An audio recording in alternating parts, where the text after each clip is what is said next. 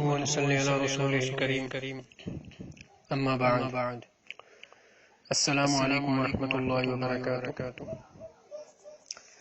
حضرت صوبان رضی اللہ تعالیٰ عنہ سے روایت ہے کہ آپ صلی اللہ علیہ وسلم نے ارشاد فرمایا، جو شخص مجھے اس بات کی ضمانت دے کہ وہ لوگوں سے کسی چیز کا سوال نہیں کرے گا تو میں اس کو جنت کی ضمانت دیتا ہوں۔ میں نے عرض کیا کہ میں اس کی ضمانت دیتا ہوں۔ چنانچہ اس کے بعد صوبان کسی سے بھی سوال نہیں کرتے تھے، مگر 3 جگہ شریعت نے سوال کرنا جائز قرار دیا ہے۔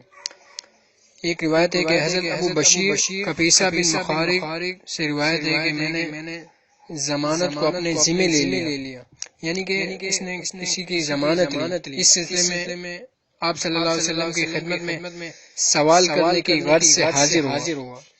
آپ صلی اللہ علیہ وسلم نے فرمایا ٹھہرو، یعنی کہ رک جاؤ تاکہ ہمارے پاس کوئی صدقے کا مال آئے، پھر ہم اس سے تمہاری مدد کریں گے۔ اس کے بعد پھر آپ صلی اللہ علیہ وسلم نے ارشاد فرمایا، اے قبیصہ، سوال کرنا صرف 3 آدمی کے لیے جائز ہے۔ نمبر 1 وہ شخص جس نے کسی کی ضمانت اٹھا لی، اس کے لیے سوال کرنا حلال ہے، یہاں تک کہ ضرورت کے مطابق اس کو حاصل کر لے، پھر وہ رک جائے۔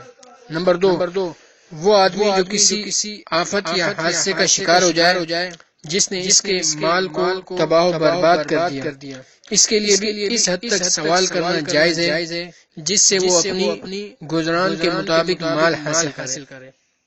نمبر 3 وہ شخص جو فاقے کی حالت کو پہنچ جائے، یہاں تک کہ اس کی قوم کے 3 عقل مند آدمی اس کی گواہی دے دیں کہ فلاں آدمی فاقے میں مبتلا ہے، تو اس کے لیے بھی سوال کرنا جائز ہے۔ اللہ تعالیٰ عمل کی توفیق عطا فرمائے۔ وما علینا الا البلاغ۔